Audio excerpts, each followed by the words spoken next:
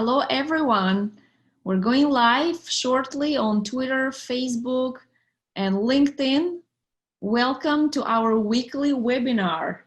As you may have seen on our social media, we have amazing news. Team Drapers, Fund Drapers Associates just invested in Propy, so we're thrilled here to further bring innovation to the real estate industry. And our main mission is to automate the transaction. The history actually has started in Vermont. 2018, we did the first ever transaction in the United States in Vermont. And today we are having a special guest from that place who runs a brokerage under Sothebys International Realty, Staige Davis. And we will be asking how he was thriving through those hard times this year. So welcome, Staige, on Propy webinar. And Willie, thank you for joining us as co-host. Of course, great to be here. Thanks for joining us, Staige. Welcome. Let me know when you're ready and I'll share my screen.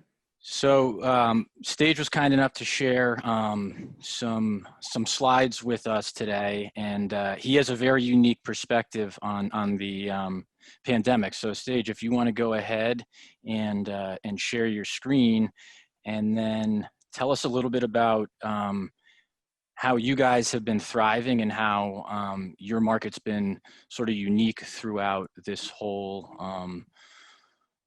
time. Thank you. Glad to be here. Just want to tell everyone a little bit about us so they get a perspective. We're in Vermont, New Hampshire. We have 15 offices, about 200 agents. That's not many agents per offices. And we have 49 full-time staff. And as market share, we're number 2 year to date in our market, behind Verani is the other company that's here. That's larger, and we are very close on their heels, so I'm hoping. Anyway, it's been our best year ever, which is surprising because for the first 2 months of the pandemic, we were completely shut down. No showings, you weren't allowed to go to a listing, you weren't allowed to take photographs. Sometimes if we had a listing, we had to have the sellers take photographs. For so how long? Really interesting time. How long with this shelter in place and not doing the business? Almost 2 months. In New Hampshire, it was different. We were allowed to do business in a restricted manner. Mm-hmm. So it was at the beginning very trying for all of us. All our offices were closed in New Hampshire and Vermont. We were doing business from home. We put cameras in all the offices, and we still have a protocol, as most people do, in terms of going in, taking your temperature, signing in, etc., wiping everything down. So that's still there. But the first little while, business was dead. We applied for a payroll protection plan loan, which was granted, fortunately. And back in March, April, beginning of May, it really saved us. We're doing very little, if any, business. So anyway, just for us, the most important thing is not what the market's doing. In many cases across the country, the market has gone up. If you look at where we were, the local market is up 2.8%, meaning Vermont and New Hampshire combined. We are up 19.4% in units, and the local market is up 12.8% in dollar volume, and we're up 43%, which, again, for us is great. We only have 52 deaths in the entire state and the lowest number of cases. For me, during the pandemic, keeping in touch with my associates, I used to drive 35,000 miles a year to all these offices, some of which are almost 3 hours apart, communicating, individual phone calls, calls with vendors. Our city halls were closed, so the lawyers couldn't get in to do title searches. So closings that were in process were a problem as well. But having connections, finally being able to get into those offices, and also keeping in touch with our customers and clients, and reminding our associates that this is a tough time for everyone, and that they should be reaching out. And that has really worked for us. We are a ninja company in terms of practicing ninja principles, which is, I think most of you are familiar with Larry Kendall and Ninja, but it has also been a boon to our business and our industry and our company with people practicing Ninja. I just wanted to point out a couple of things. There's not just one event that was driving people to look in Vermont and New Hampshire, but several. Obviously, the first is COVID. People wanting to feel safe. A lot of people who already own second homes in the area, they came to Vermont and put a lot of improvements into their property and made them year-round homes, moved from New York or Boston or wherever. And the second combination factor is the civic unrest in the cities. We had a number of people from both the West Coast and Boston, New York areas want to move to an area they feel is safe. It's not that we have no unrest, because there is a little bit here in the city of Burlington, but pretty much it's nothing compared to the major cities. And recently, in the last month, we've had a number of people who, given the unrest and COVID-19, are coming from California, Oregon, and Washington and looking at property here just to get away from the wildfires. I had one prospect call up. She was a friend of a friend. She said, this is the third year in a row I've been displaced by the fires, and I really want to buy a house tomorrow, and I'm not sure I want to be in Vermont, New Hampshire, but maybe me. And I referred her to someone, and she bought a house sight unseen in 2 weeks, just by looking online. So we've also had a lot of publicity. Anthony Fauci keeps talking about Vermont as the example for the entire country. With 52 deaths and still the lowest rate of infection, it does seem, when people are reading about it, like it's a very safe place, and it is. We don't have a lot of people not wearing masks in the street in either Vermont or New Hampshire, and the only hotspot really recently has been the seacoast of southern New Hampshire. So this article here, which I'm gonna, hopefully you'll be able to see if I can figure out sharing here. We don't see it for now. How about now? Yeah, now we're seeing it. So this is in New York. Vermont as well. Yep. This is in the New York Times. You can see the article. This was on the front page, and as a result, we had numerous calls, a spike in our website traffic, etc. But what it really talks about is that, gee, all these people are crowding into the small town. There are waiting lists for private schools all over both states. So there are a lot of people considering being here year round. And a lot of the comments about the article are saying, yeah, they're gonna move to Vermont for one winter and then they're gonna move away. They're gonna go back to someplace where the climate is more temperate, but I don't believe that. One of the things that we have over a lot of our bordering states is to the south, is we have a great educational system. We do have high taxes, but the quality of life is pretty terrific here. And I think that is a big sales point. I would add a little bit on that, as we were first invited there as a tech startup, and really the community is looking forward to increase a number of educated software engineers, to make a tech hub, to make Vermont the hub for blockchain innovation. And this is why this was the first ever actually state introducing blockchain law in 2016. And our team was there working with the counties to introduce the recording system on the blockchain. So we had this opportunity to meet the locals and the tech industry, and our mutual friends, Staige, our lawyers representing Propy. They're a really, really great community, outstanding nature. Even the architecture was fabulous. And I know, Willie, you also spent your shelter in place there. Yes, it was a good place to spend it, for a lot of reasons. This is one of the ways that in my mind, you can look at the listing activity on our site.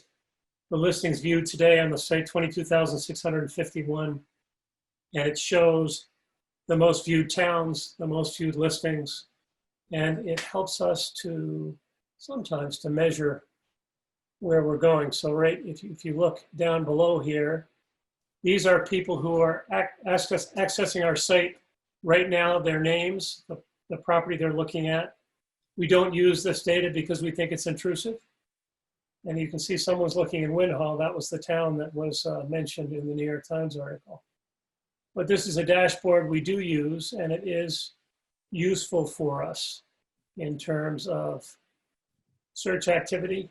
We have this up in all our offices, and it's live, showing, you can see where the hotspots are. That's where people are looking at listings. That's awesome. It is pretty awesome, actually. Yeah. So this is what the heat map shows, and if you go back, you can see the dates July 2nd. This particular spike has to do with a particular house that we had listed. You can see it again here. But our website traffic, total users up 43%, new users 41%, sessions are up, page views are up, mobile is up, time on site 2 minutes and 30 seconds, which is actually pretty darn good. So this one spike in the middle here has to do with a single house. And a woman named Ghislaine Maxwell, you may all be familiar with, her sidekick, or Jeffrey Epstein's sidekick. So the day that she was arrested, we had 50 calls from the national news media. They were all camped around this house in New Hampshire, and we had a lot of people calling to say, well, when the government takes over, can I buy the house? But it was that one house caused the biggest spike we've ever had on our website, and it lasted for weeks. We had people from the UK, reporters from the UK, hanging out on the lawn of our listing agent. Oh, wow. So, what a story. we never met Ghislaine or the other two prospects who were there. They gave fake names and bought the property through an LLC, but it was an interesting time. It's also a beautiful property. The other thing that obviously we've noticed is the website traffic is up for everywhere, but if you look at the increase in the top 10 states, Massachusetts up 104%, New York up 12%, Virginia 24%, no set. That is basically all the Google hubs is what that is. New Jersey 3%, California 3%, Florida 2%. So we have had some sales that are sight unseen. A gentleman from Dade County in Florida bought a property, $1 million plus property in the Northeast Kingdom, which is the northeastern part of Vermont, which is very sparsely populated. He never saw the house. He only saw it online. He called his lawyer. The lawyer tried to dissuade him from buying it without seeing it, but sure enough, he bought it, closed, and he has yet to go to the house, at least as of last week. And he closed on it about a month ago. So you begin to wonder why someone would make this choice. Well, he made it for safety reasons because he lived in urban Florida, just wanted a safe haven. Mm-hmm. I do think when he comes and recognizes that in the middle of winter, it's 25 minutes to the grocery store and 45 minutes to any kind of culture, he may have a little change of heart. But anyway, Did he like the property when he saw it last week? He didn't last week. Yeah, no, I have no idea what happened. Well, that's a good sign if he didn't reach out. Didn't complain about it. Yeah. So website traffic, again, January 1st to September 30th, you can see top 20 cities, New York, Boston.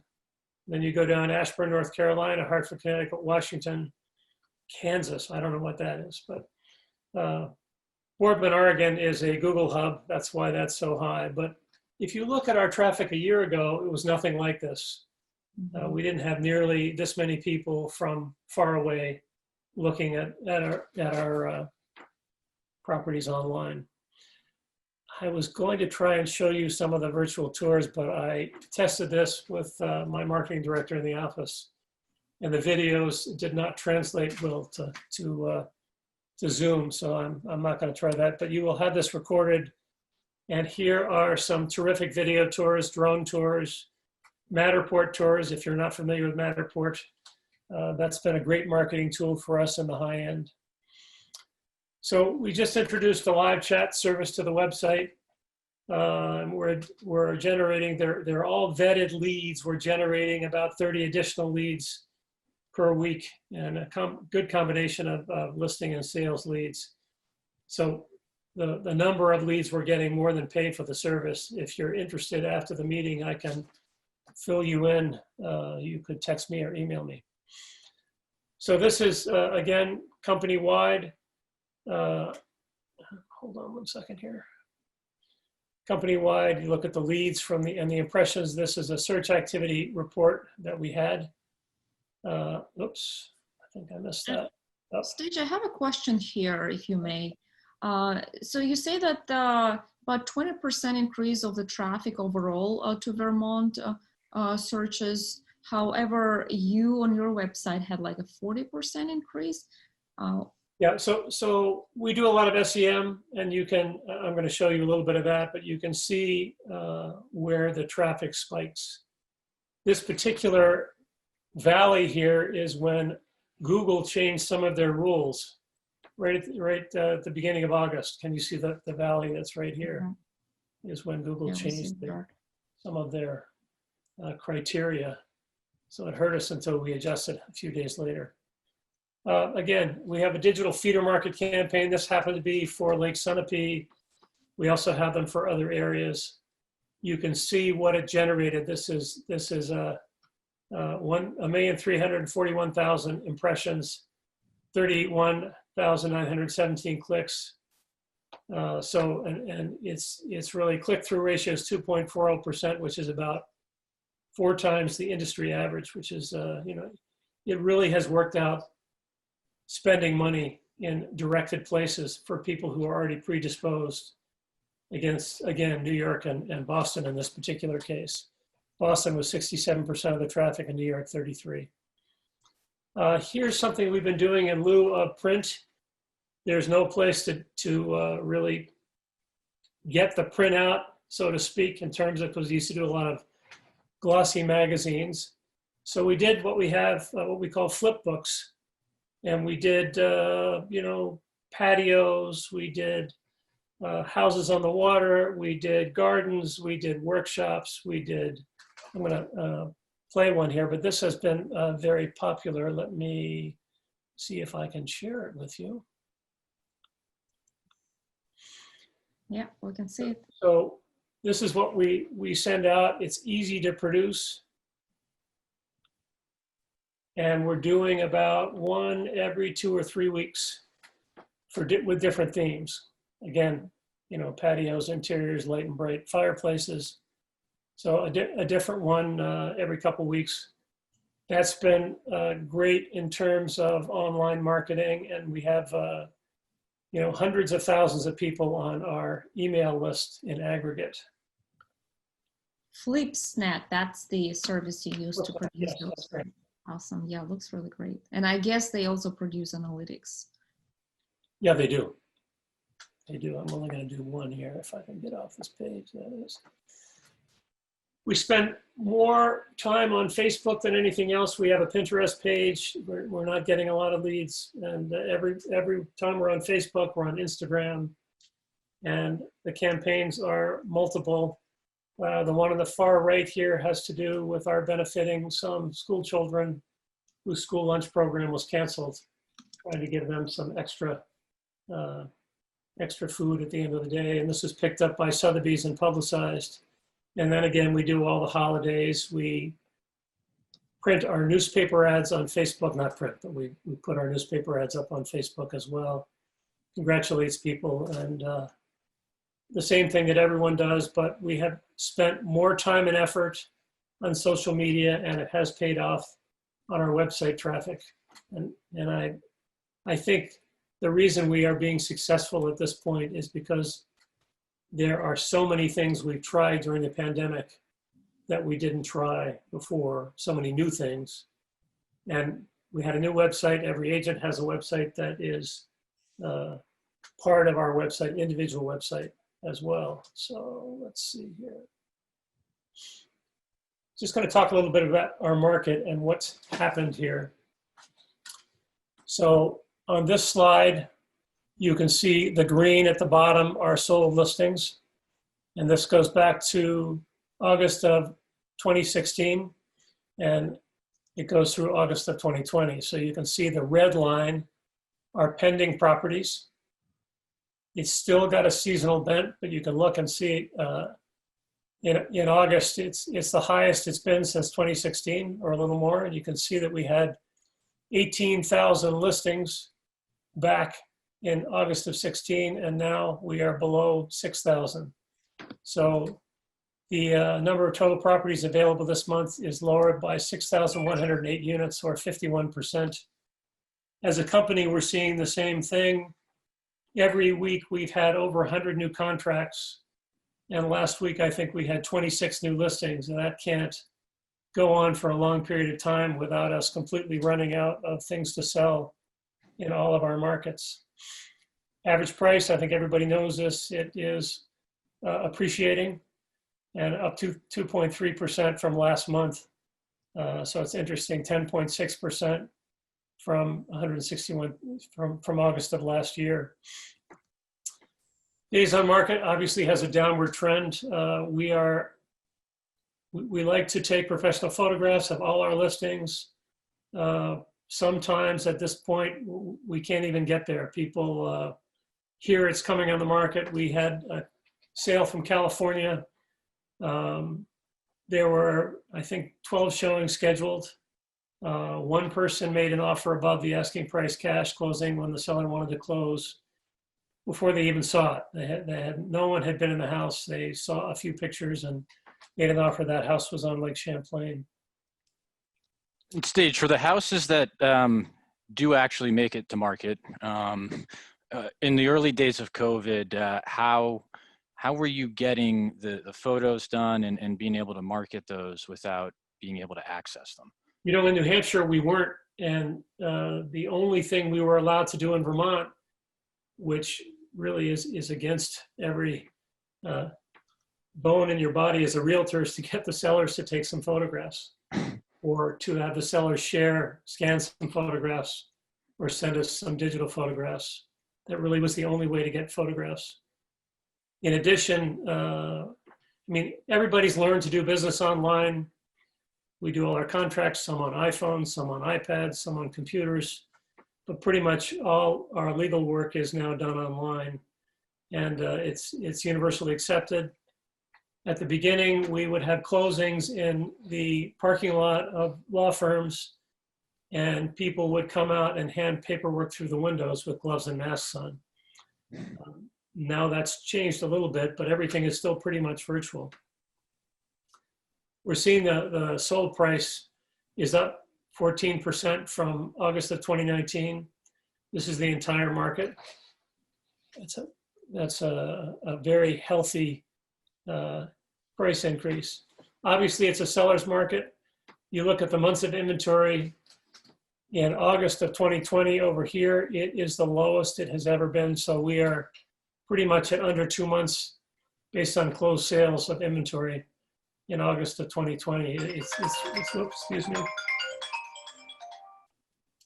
Forgot to turn that off. So it's decreased by 52.9% compared to last year, and compared to last month, down by 6.3%.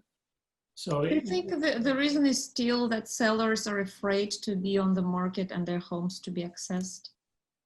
Excuse me, I couldn't hear that.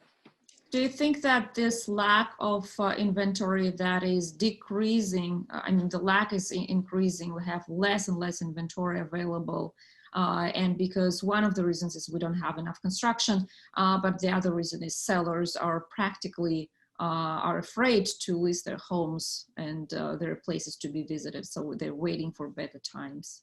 Yeah, no, we're definitely seeing that at this point. We are definitely seeing that. And, you know, in Vermont and northern New Hampshire, statistically, we really are the safest place in the country at this point.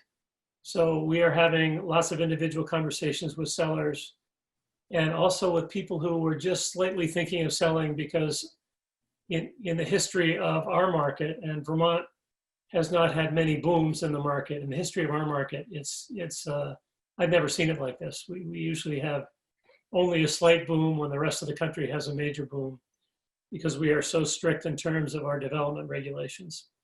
So it's been interesting to sort of watch that market. And I think if we could convince people to list their homes, they can't get a better price than they can get right now. It's really amazing. So obviously absorption rate, you can look at, again, at August, it's way up there. It's based on pending sales, was increased by 186.4% compared to last month. So August was the wildest month.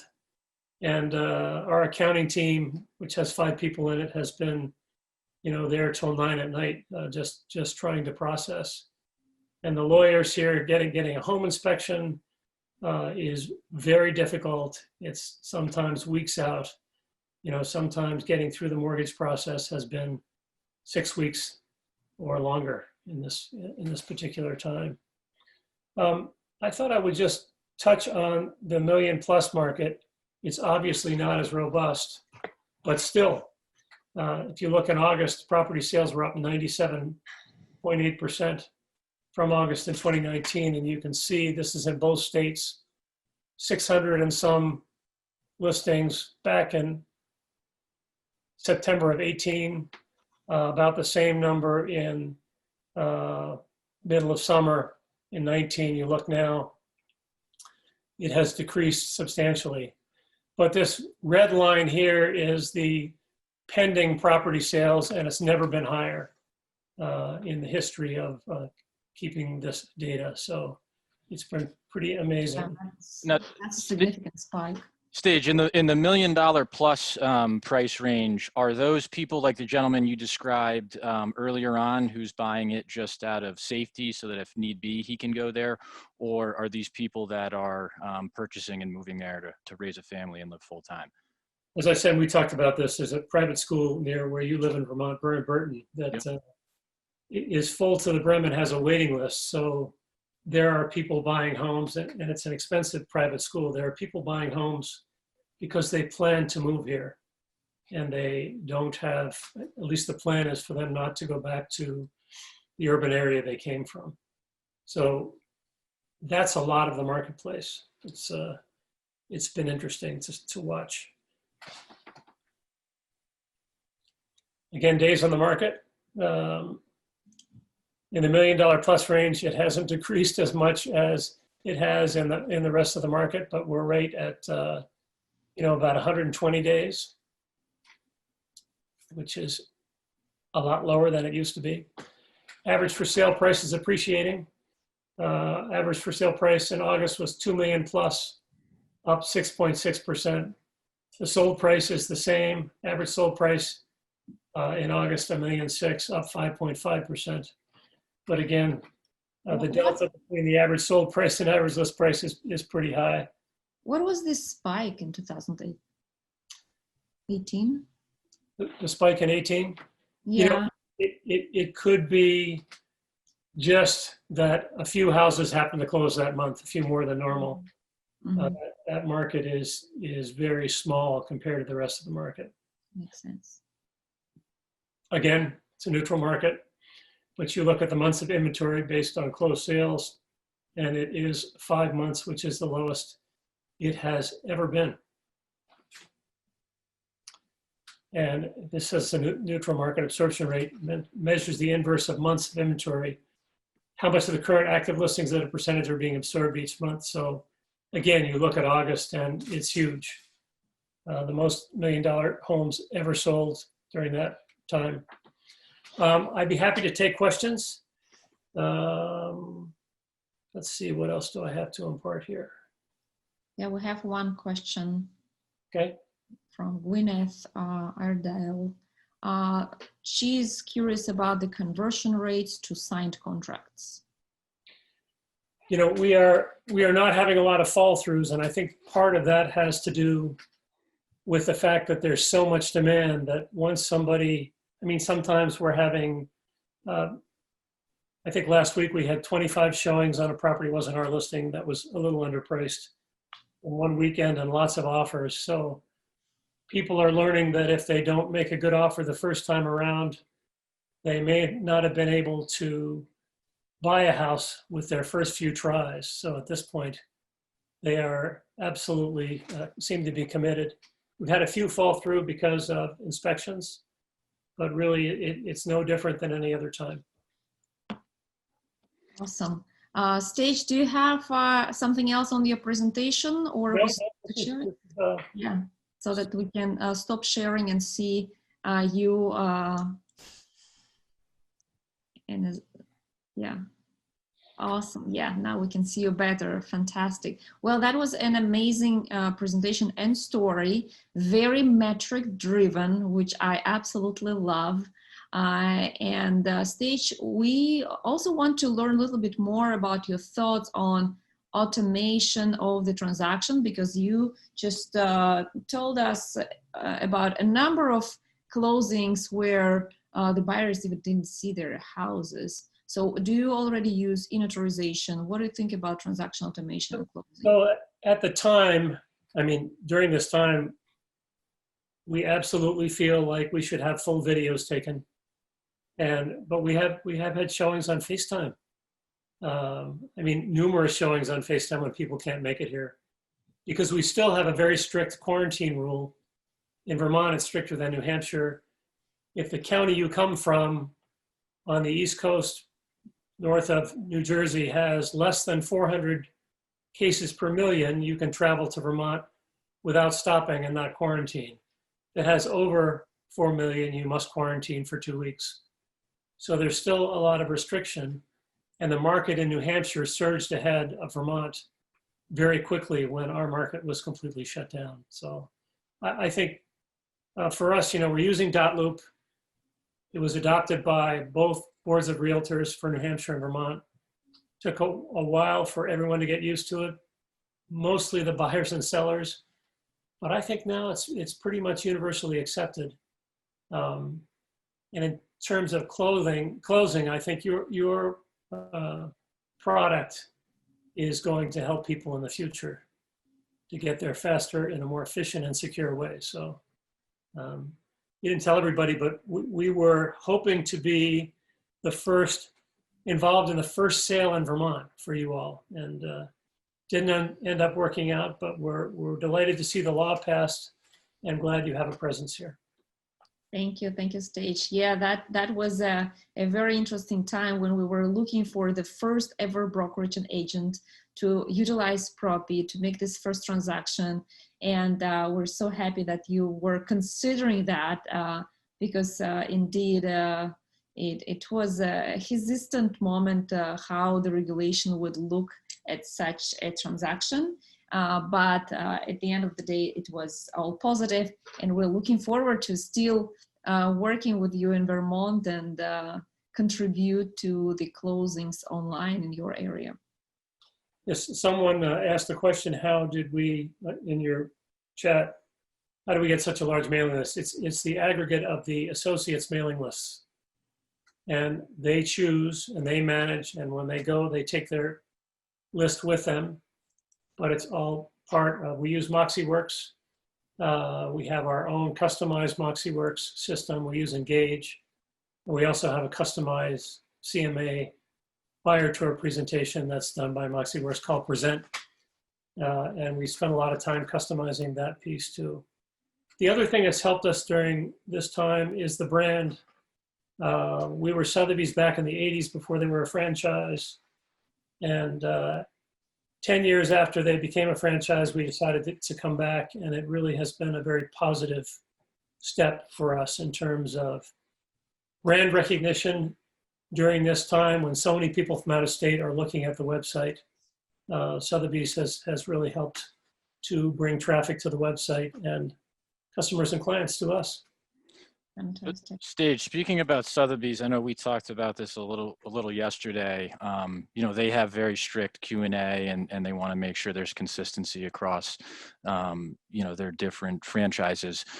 From a technology perspective, how do you evaluate technology? Do you look to them? Do they provide guidance and you know, kind of guide you through this? So kind of what I'm getting at is when you went into this, you know, the pandemic, you guys were obviously more forward thinking and your adoption of technology was probably ahead of most brokerages, but were they a resource, or how do you stay on top of the latest and greatest and make sure that you're offering it to your team? You know, they have made some false starts, and we have as well. I'd say 3 or 4 years ago, there are a couple of shiny pennies we picked up on the technology front that turned out not to be so great. I'm not going to name them at the moment, but Sothebys did the same thing. And in some cases, while we were developing a new proprietary product, they were developing the same thing, but we didn't know about it. So, and we wish we'd waited until we had learned what they were doing. But, you know, I'm giving them a plug because I think their marketing is just terrific. We use a lot of their marketing materials. Every photograph that we take goes through quality control at Sotheby's. So if you look at our MLS listings or our website, for example, you won't see any dogs, you won't see any cars, you won't see anything on the counters. They really do help us to keep the quality of our presentations up as well. So they do a good job with that. Very good. How were you mentioned, you know, people having the sellers take photos during the beginning of the pandemic. How were you able to manage the quality control having?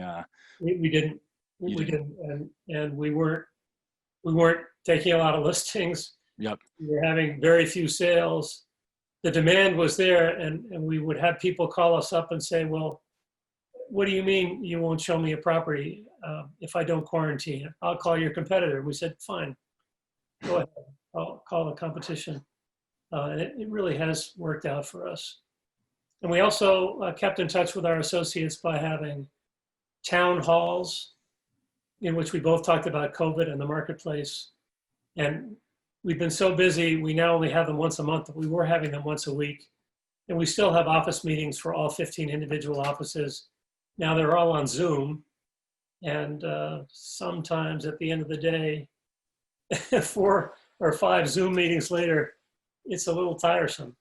Yeah. It has helped us to keep in touch with our associates and our managers who are just worked extra hard. And again, it's our best year ever at this point with the amount we have pending. We're going to be far above our budget and far above our expectations. My prediction for next year is there's going to be some change. Mm-hmm. We're running out of listings, and the economy, we can already see some signs that there is some hesitation in the economy. But again, last week we had about 100 new contracts. I expected the market to slow down about 3 weeks ago, and it hasn't yet. Actually, I get the numbers for this week today sometime. I haven't seen them yet, but I still think Vermont and New Hampshire are attractive places to be, attractive places to move, and close enough to the metropolitan area so that people want to see their family or go home. That's good. The border to Canada is closed and has been since the beginning of COVID. And that is another part of the market that we normally would have. Usually a lot of Canadians were. This office that I'm headquartered in is about 90 minutes from Montreal by car. So we're very close to the border, and that market has been closed. So who knows? So probably those buyers will come to the market as well. I hope so. Staige, when talking about the prediction, do you think a major downturn of the real estate market can happen in the United States? You know, I think it depends on where it is. If you look at the San Francisco rents, for example, they're obviously declining. If you look at office rents in major metropolitan areas, they're declining. My daughter had an apartment in Manhattan that she moved into last January. She's been back in Vermont, but she still has her lease in New York. So I suspect there will be some changes in the marketplace, especially urban markets. I think if there's any place that there will be price declines, it will be more urban than suburban or, you know, markets like Vermont, New Hampshire. Yeah. What do you think, Staige, the long-term effect is on, I bring up Vermont again because I'm very familiar with it, but let's say a year from now, we're back to normal. How do you see the state? And this is obviously an impossible question to ask, but what's your gut in terms of, you know, how much it changes? And I also asked the question because I know we talked about it as well. It was funny. I think it was 2 years ago, Vermont was trying to attract people to the state by offering a $10,000 incentive for them to come. And now they're coming for other reasons. So was it needed? But I've always, you know, tried to figure out what's going to keep people in the state and, you know, create jobs and allow people to, you know. I think New Hampshire is going to be better economically than Vermont a little bit. But my crystal ball is a little cloudy. I don't think there is a normal, we are just about to redesign a couple of our office spaces with the thought that we won't have as many people ever coming back to the office. But I don't know the answer. It's in Vermont, we are perceived as not being that business friendly, but we're also perceived as having a really high quality of life. New Hampshire is more business friendly than Vermont. Our politics are much more progressive here in Vermont than New Hampshire. That being said, both states have really, in this pandemic, been a magnet for people who are looking for, and some people are coming from states where the taxes are somewhat the same. So I think there will be additional jobs. The election really will tell a lot. The election in Vermont, our governor is very likely to be reelected. He's a Republican who would be a Democrat in any other state, but he's done really an amazing job during COVID. So I don't know. I do think that the office market's going to change, and the retail market is already changing in both states. So what are we going to use those spaces for if they're vacant? How are we going to attract more retail? Yeah. Also, people's shopping habits have changed a little bit. They're shopping online for houses. They're shopping more online for all kinds of goods, including groceries. Yeah, So, that's a big I guess question. more Amazon fulfillment centers. could be. I don't think there'd be a magnet for one of those. Again, we have 626,000 people in the whole state, and New Hampshire market is over 1 million, but there's still two very tiny population bases for both states. Staige, as we're wrapping up, it's been really fantastic to see the success of your company as well as Vermont as a whole. As far as I've heard, you are really utilizing all the technologies available on the market, the best ones, I would say, some of them. And just to name a few, it's MoxieWorks, Matterport, FlipShare, right? FlipShare. Flipsnack. Yeah. Okay. Zoom, FaceTime, CMAs. How do you make your agents utilize those tools? So you can lead a horse to water. I always say this because we have so many tools. When we have a new agent, I say, listen, pick the 3 best tools, not all 20 that we have. Just pick a few tools that you really like and concentrate on those. I mean, Engage, which is a database that's very robust. We've had so much training on it, but the adoption is small. Present, most of the company uses, for example. We also have a training video Bridge. I don't know if you know about Bridge, but Bridge is where we host, they host all our training videos and organize them. And that's been I don't know, the usage of that has been less than I had hoped.